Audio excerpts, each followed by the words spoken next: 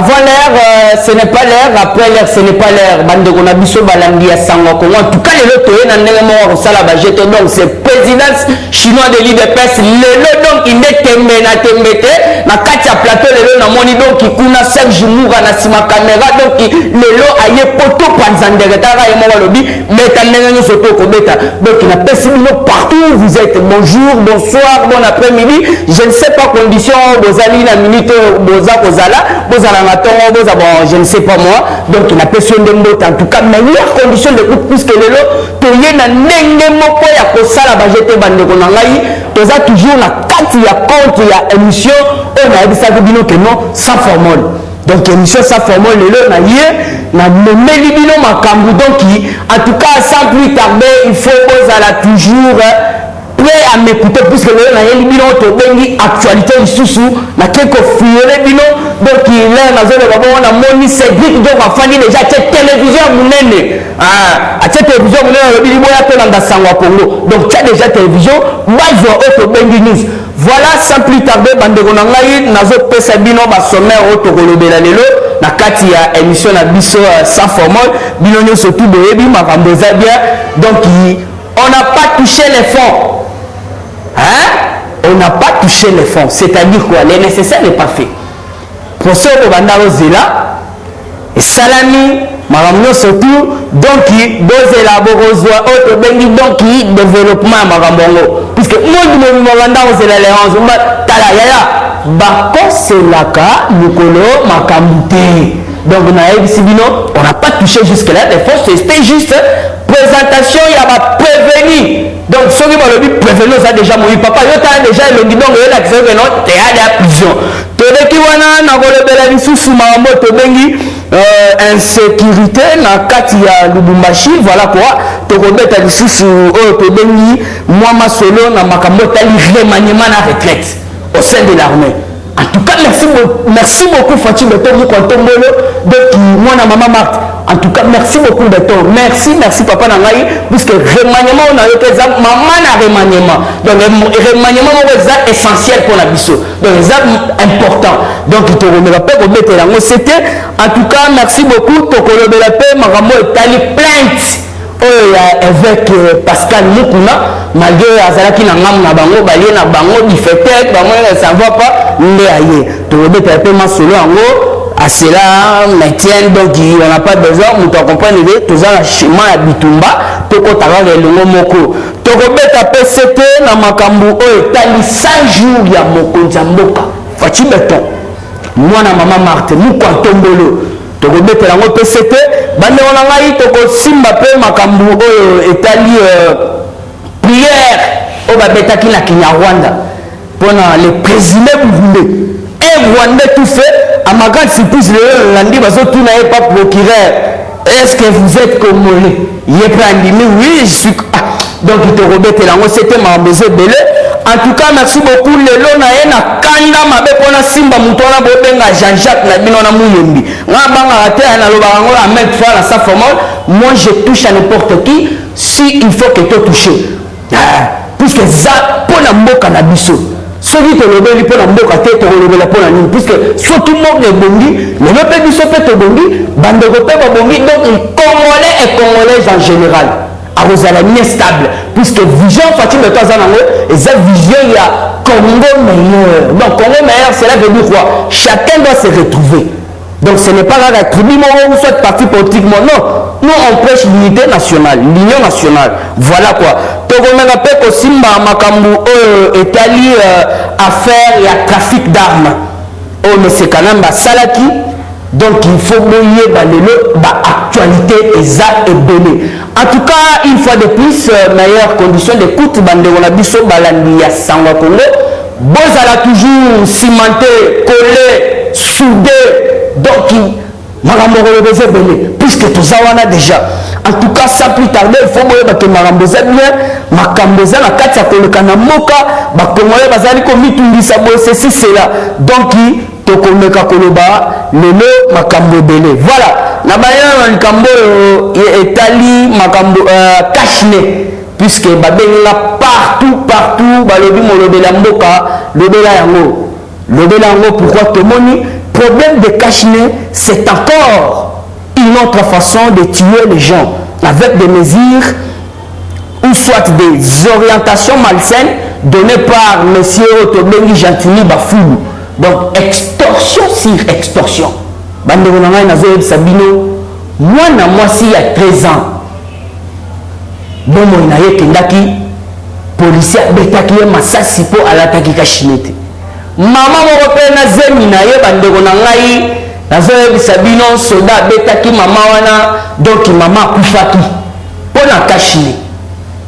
Alors il faut bien comprendre que dans ce moment kashinete donc komi extorsion ngubila akendaki kopesa otobengi cop pas ba criminel donc au moins soda azane na carte ya kisoda te na fabriquer les armes nde ba fabriquer pas ba nini otobengi ba forgeron basale bango ba armes ba komi ko tracasser population na carte ya balabala ba accident salami donc na lenge moko ya kosakana te bina ezala kilour bande ko na ngai sa donc na koye bisabino mesure oyo ngubila pesi ya ke muntu sola zana masque te ko kangaye ou soit afuta 5000 bande ko na zo bisabino en tout cas biso toza porté puisque batouana bakolata cash na pourquoi pona kobanga otobengi ba soda donc bakolata cash na bango wana nete pona otobengi kobatela kindoki ya bokono na bino ngana asala na publicité te mais siko tala le lenge ba soda la criminel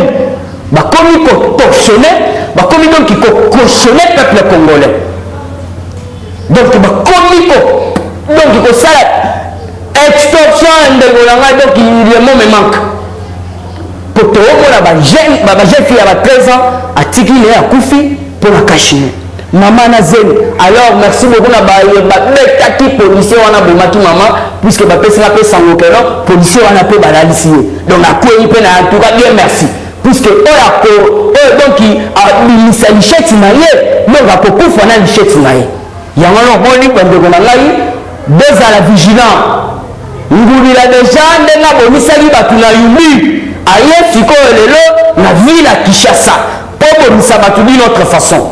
Alors il faut vous aller veiller et je lance message fort na peuple congolais place aux arts zalaka vigilant ngubila wana foto cha lumbe Fati beto ayoka so puisque Fati alengela na ngubila te ngubila nde mutakenda bongela Fati puisque on a déjà des informations ngubila kenda bongela ne Fati beto. Parce qu'il faut biso le peuple congolais pour la qui s'affatine que gouverneur oyo biso peuple congolais pour se payer pourquoi de un insécurité totale dans la ville de Kinshasa azolo de la moté de deux ngubila azali incompétent na makambo surtout donc il te marcher le moto pour mutu oyo akomi ko benisa ba congolais à travers Kachine. Bon, il n'est pas de l'autre. En tout cas, nous avons pas la mesure, c'est extorsion.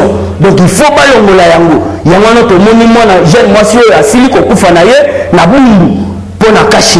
Toloki na likambwana na ebi ke ba conseiller mokonza mboka ya mukontombolo bozawana ba balanda sango na ebi bino. Alors ba papa ba maman bosala musala ndenge longo bani. Soki omoni muto yeli Fati beto na ba conseil ou soit na ba misala na le ndenge ya vision Fati beto te en tout cas il faut que ça Fati beto pose ba mesure mususu. Preuve tangible bomoni ki ndenge ba malade ni part au monde entier. Ni part au monde entier. Il part au monde entier. Bosi bomona wapi muto azana bokono. O bozolo ba wana na boyko tanga kombo COVID-19 alali na mbeto na respirateur. O toyebi kazana bokono wana. Monde mobimba jamais to mona muto na bokono wana telemi azo réclamer bouffe. Azo réclamer damas. On mange une seule fois par jour. Jamais. Donc on les a donc c'est-à-dire to lancer message pas mon konzamboka. Il faut en tout cas diminuer la mesure. Puisque tout le monde est ministre, surtout, on a congélateur, on a palais, donc c'est-à-dire on va bénéficier. Donc, nous sommes petit peuple, en tout cas, il faut désinsérer mesures. Voilà, tous les Kiwana, tous les Siko na Lubumbashi, puisque là, nous avons Lubumbashi, nous avons Machipisha. Binoyo surtout, Bayebolanda, Kabiso na Sangwa Congo, je vous dis merci. puisque information est outil kuna to monaki auto bengi gouvernement central ya province ya Lubumbashi basalaki une réunion. Donc une réunion avait eu fin samedi pour trouver un compromis pour l'insécurité dont moi je trouve ou j'ai toujours donné une solution pure et simple.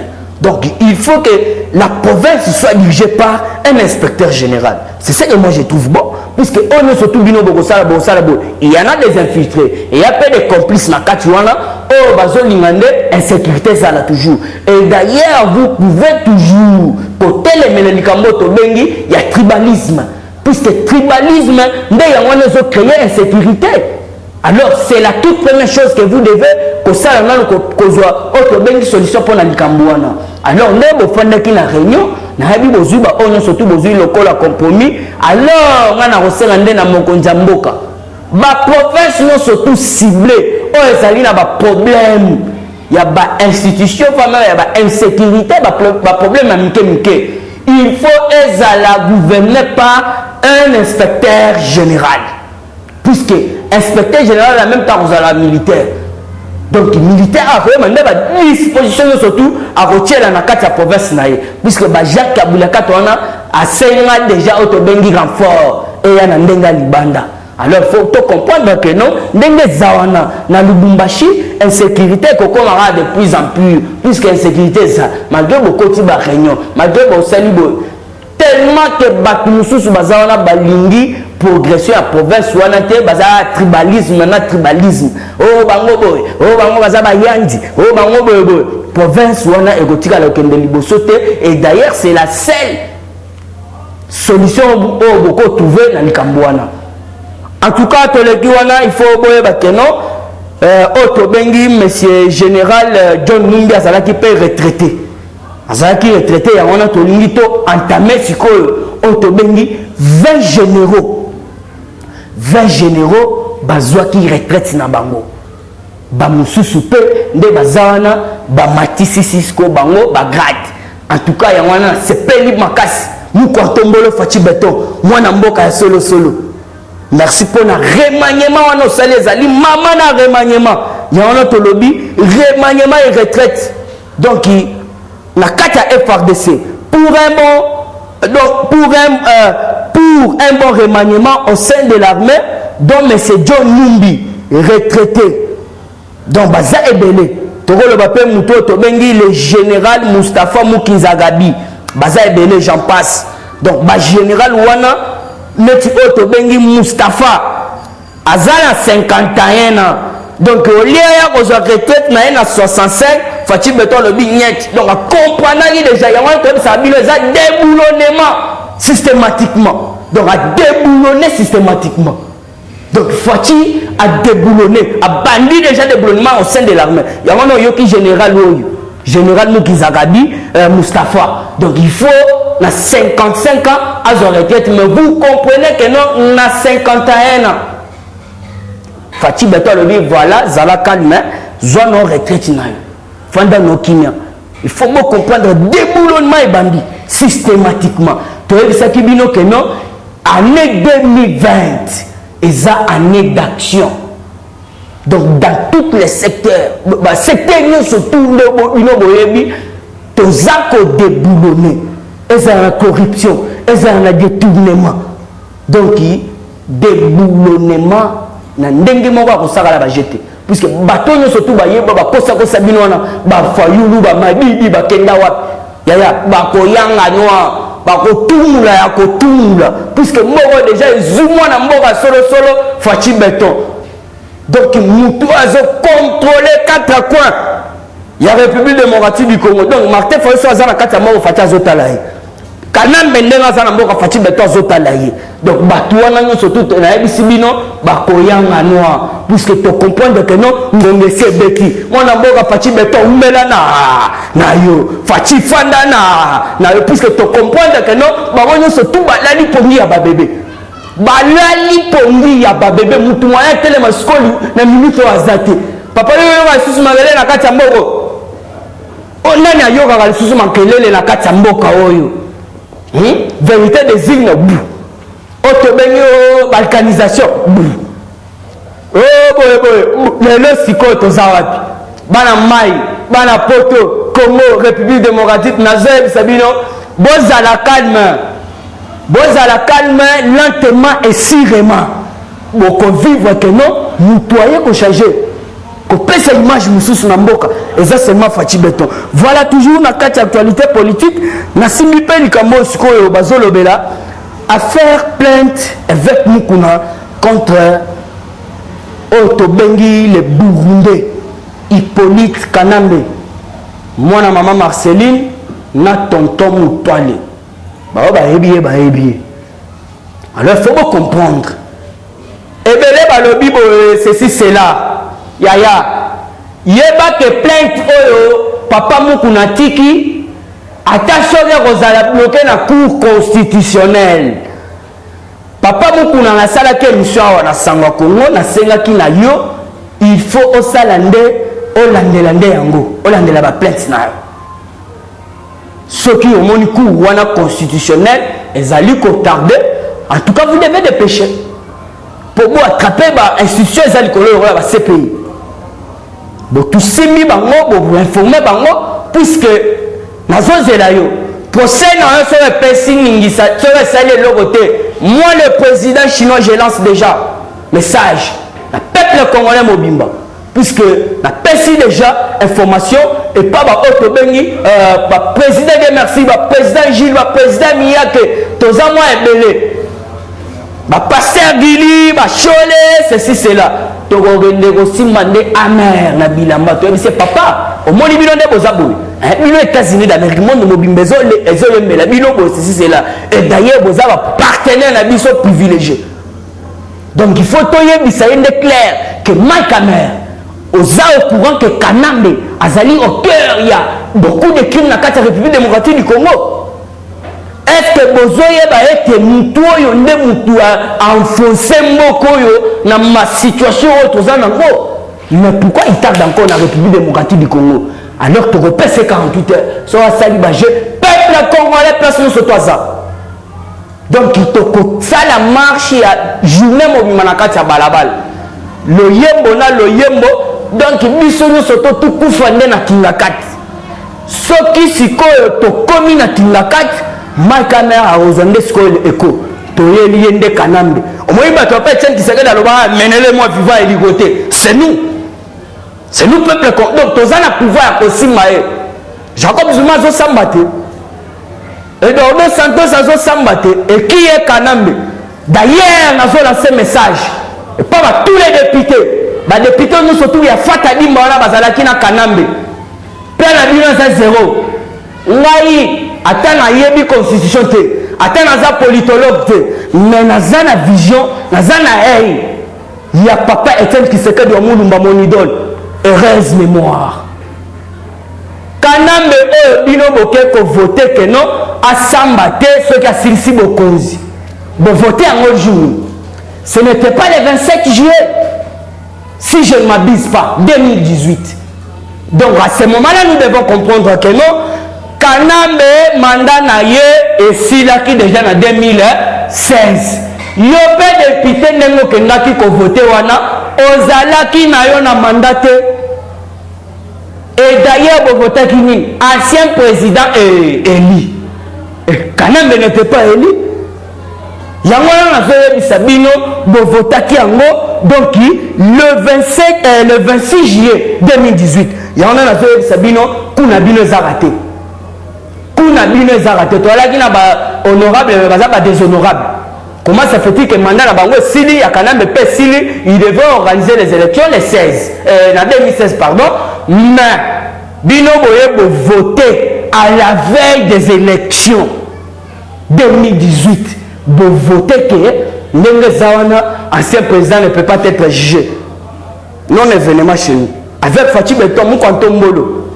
Papa, Toye Bissaki Binoa, l'intouchable na Bokozia Fachi à Kozalate. Preuve tangible, bon monité, le Kaningi, à Kelala na Miami. À 100 000 pounds na Miami, à Kelala. Azala bambonga kela mais elongeza koko ndeni toyebisaka bino mbongo ya petit peuple bayibaka yango te soki oyibi mbongo ya petit peuple place na yo eza makala. Voilà, nabandaki koloba nde boye ndenge eza wana. Si la cour constitutionnelle bloque la plainte, il faut de son tour pour attraper la CPI qui donc puisque tout le monde que la cour constitutionnelle wana ba osala nous surtout pour pas tarder yango ata ceux qui va tarder donc eza ko préoccupé du sauté o ezo ko préoccupé biso eza to moni mwana Marceline o ya boma Aimé Kabila donc yo ye pena donc aussi si bana nous surtout ya musée banda aya banda to ba pe musée batikala ko benga chambuite musée atikala batikala ko benga chambuyi na yo kanambe obomino musée alemba mo musée ko mishambuyo abota bino mapasi mais ba yebi musée ba lo beza lukuta musée nano atikala ko bota mapasi ate. Donc il faut comprendre que nous surtout au sala kanambe au sala moyen nous surtout pour exterminer bana nous surtout ya musée Laurent. Merci na Ibrahim Kabila na Emmanuel bosala tout pour les 15 kanambe bakangaye. En tout cas merci beaucoup na baeno surtout balandaka biso maman Charlotte ndenga na kati ya Paris, ingénieur Josué.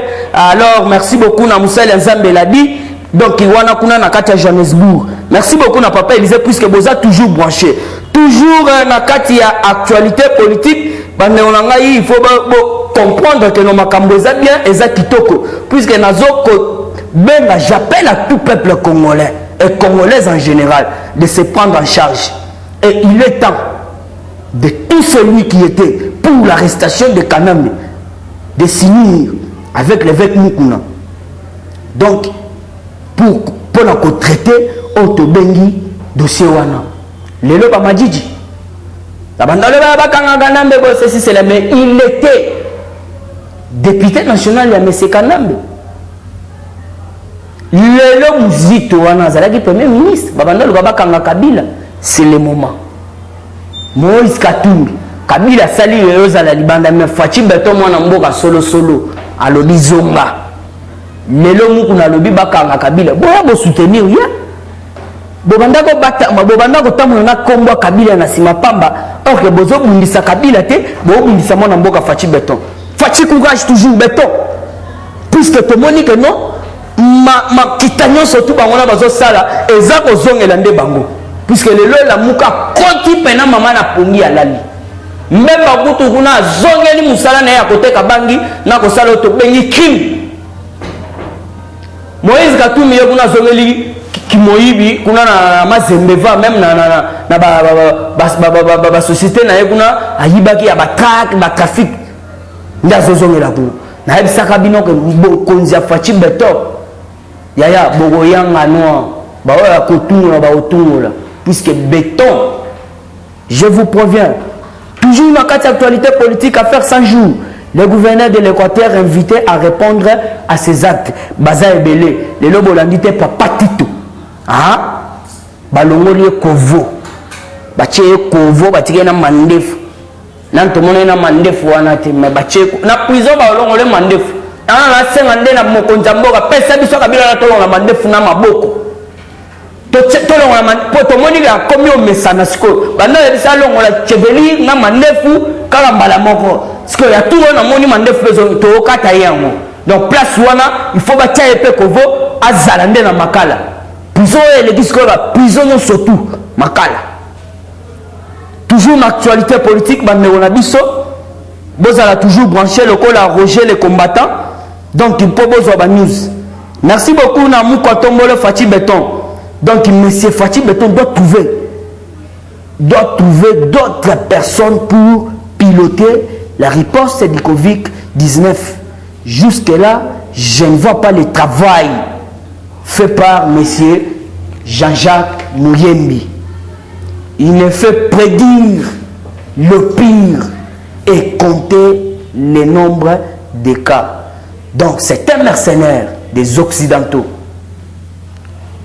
pour tuer des Congolais.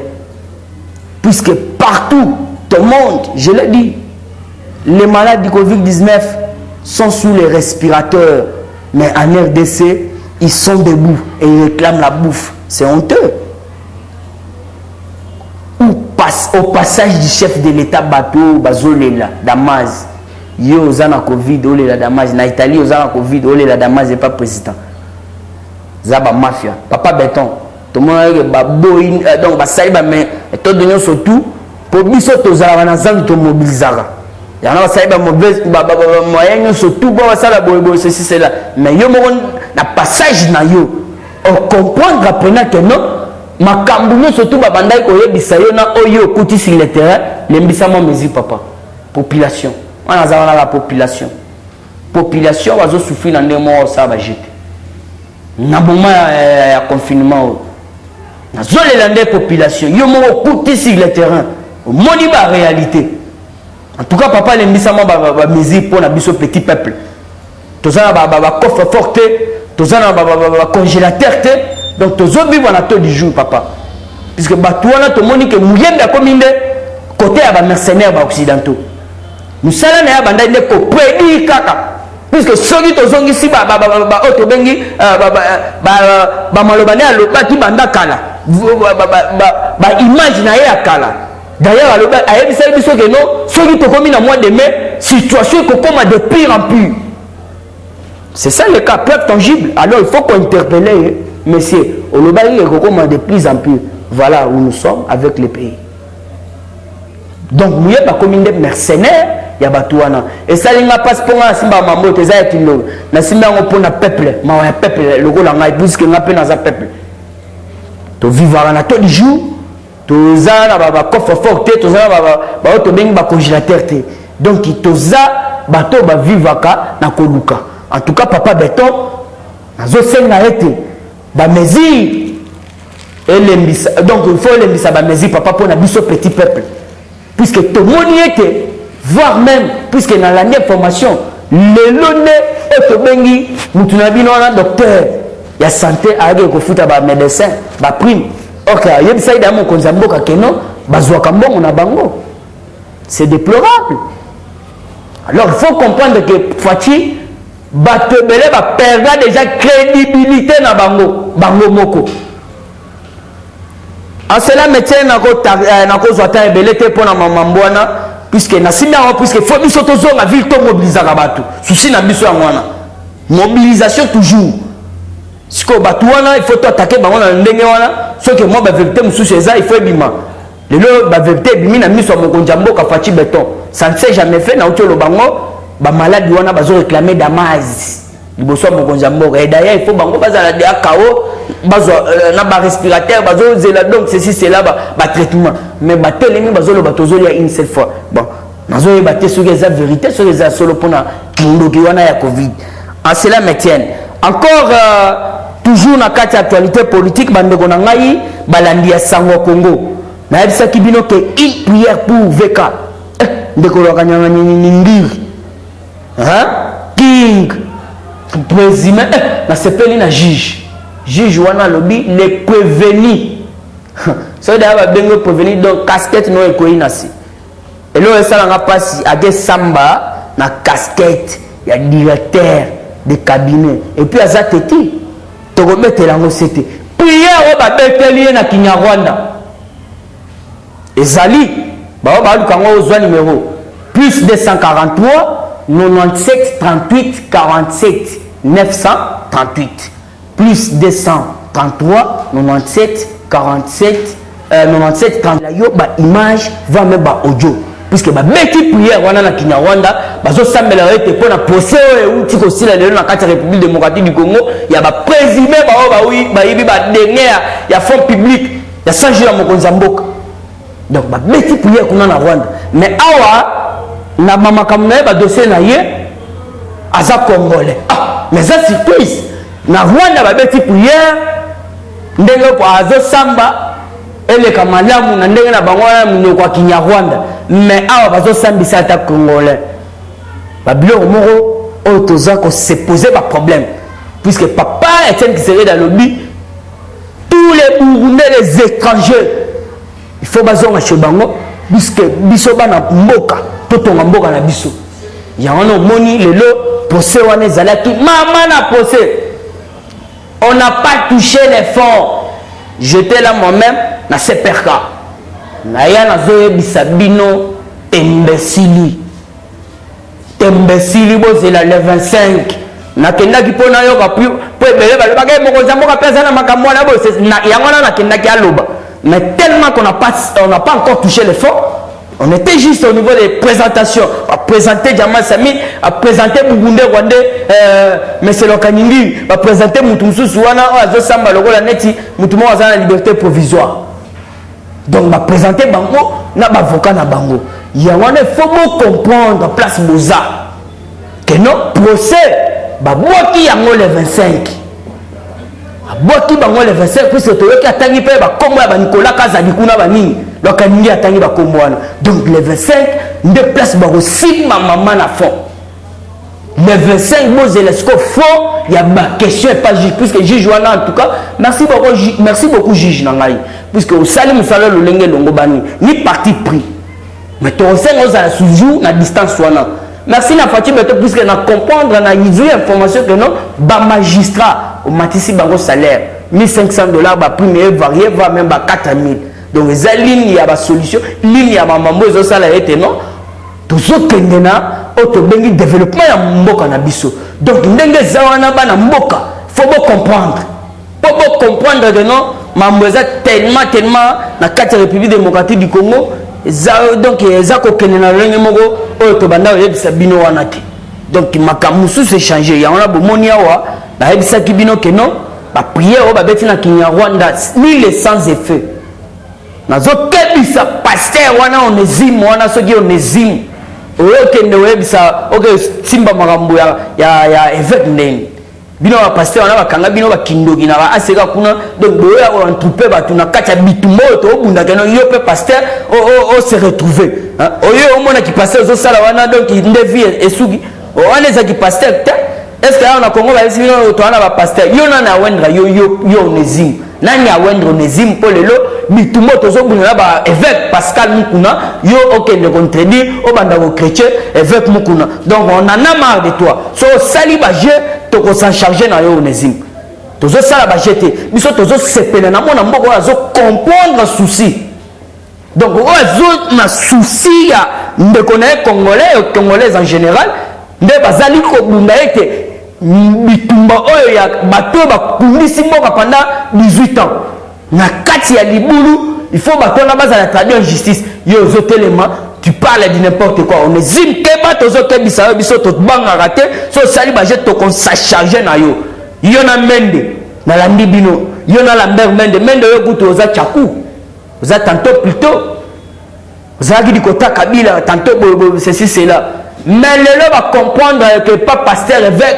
que makamole ni surtout bosala pendant 18 ans il faut bosa traduire en justice yo zo le rabozolo ba di n'importe quoi tozo kebisa yo onezime yo na Lambert mende alors makambo donc solo comment simba moko ndio simbi biso puisque lelo mo nda pesa voile soki Herman Cohen muto aloba ina neze bele pona mese kanambe lelo Herman Cohen azoko rappeler na département américain ko yebisa bango voilà la première plainte oh ba ko tire la auto bengi mese kanambe vous devez le prendre en considération Herman Cohen et bon yo onezime et bon yo auto bengi mende yo mende tozo kebisa yo vraiment en tout cas keba tozo pesa merci na auto bengi Fernando Coutinho à comprendre souci au évêque azanango ya ona continue be wana na idéologie wana pasteur nangai Coutinho Fernando papa so landa biso merci vraiment ndengo on s'insurger au côté on s'impliquer dans makambo ya auto obunda pona Congo puisque lito to benga zaliti ya peuple congolais papa Etienne Tshisekedi a yebisa biso pour se prendre en charge alors tous allez qu'on féliciter qu'on encourager bah on surtout basé na vision moko na biso et le reste oh basé na vision moko na biso te au contraire basé pour attaquer donc là on est dit moi na tcholoba na mende toujours kebisa bino en tout cas bon faire beaucoup attention na makambo etani bitumba ya mboka merci beaucoup bandeko na ngai na linga na suki sawana Yangwana nazo pesa nan merci na vie na ngai Damas. Wana zali mobali ya Mama Nora. Mama Nora, moi si moro boye anglaise, alobaka ka anglais. I greet you where you are. Yo lobaka anglais. Merci beaucoup puisque boyanda sanga Congo. Na linga na yebisa bino boye. Affaire boyo kaki. Ya trafic d'armes ya Monsieur Kanambe. Na mutoto bengi indien Aris Jacques Tani Kanambe awanganie. Or que Aris Jacques Tani azamutu oyo babandaki ko travailler en connivence na Monsieur Kanambe.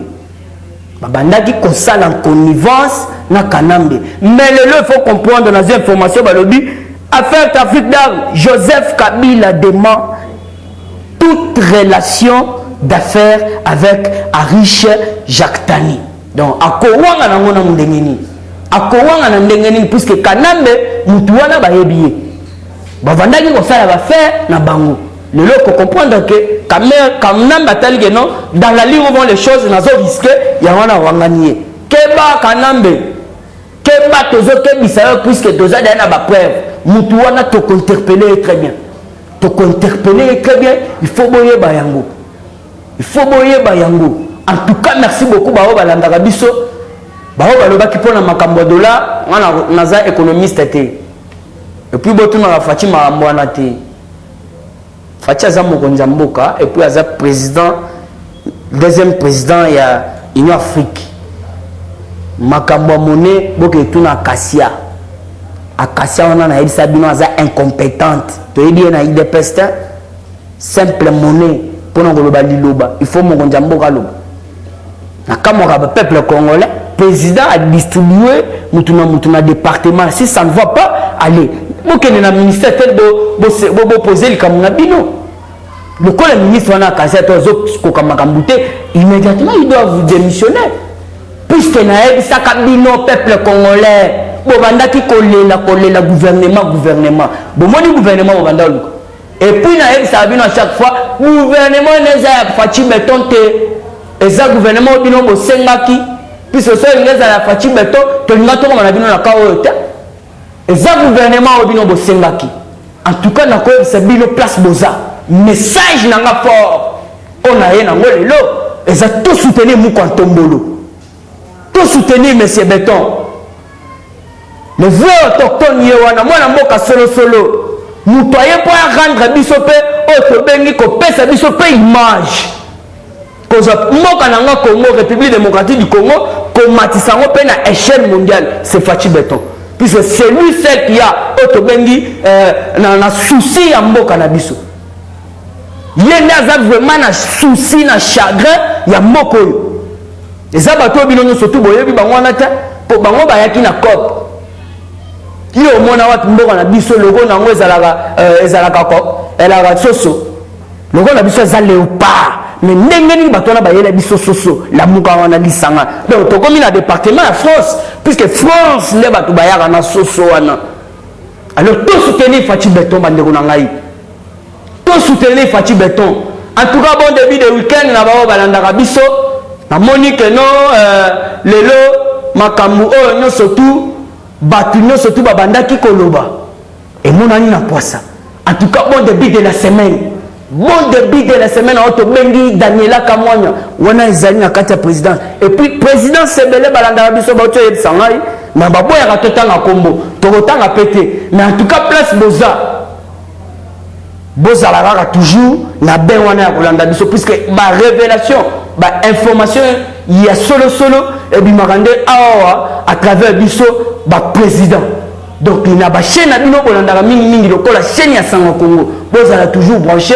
Donc il faut mi présidentiel surtout président chinois a pessi bino donc bonjour na bino pe bon début de la semaine.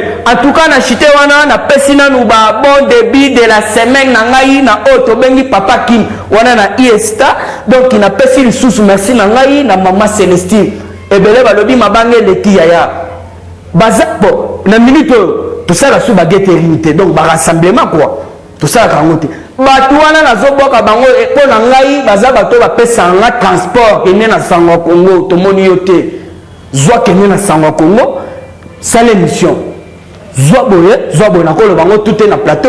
Alors yo côté le molo ba mabangele ki. Yaya, ce sont bateau baza cher pour na ngai. So ina zangi transport ya kokoma na studio na biso ba onde batinda ba pesa na transport na ke. Et bon on a boka bango te ndengeni. Lokola mutoto bengi Charlotte Ndenga, maman sociale.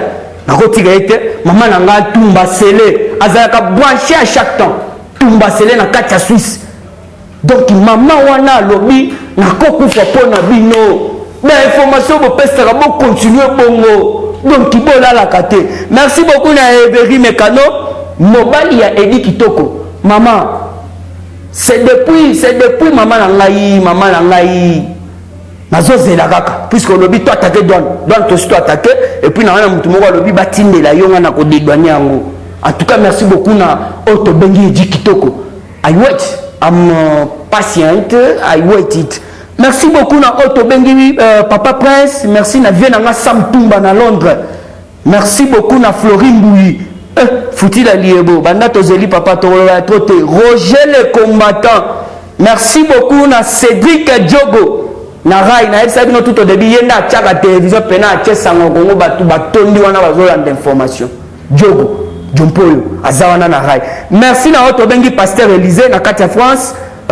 Boza tellement ébélé, moyen à l'obésité, donc boza tellement ébélé. Merci beaucoup na Oto Bengi, moi na mboka Moura Caméra, Moura Bilili, merci beaucoup, puisque vous disposez tant na yo pose à la cima caméra. Merci beaucoup na bandeko na biso balandi ya Oto Bengi Sango Congo. Voilà, tout est bien, qui finit bien, mesdames, demoiselles et messieurs. Et ça place Walande na Souki Lelo, émission Nangai. En tout cas, ciao. Confiez-nous votre image et laissez-nous la transformer en une identité forte grâce à un accompagnement sur mesure et un suivi personnalisé.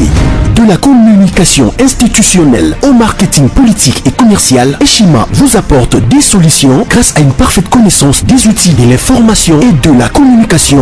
Contact 085 113 44 44 085 113 44 44. Eshima Magazine, un nouveau standard d'information.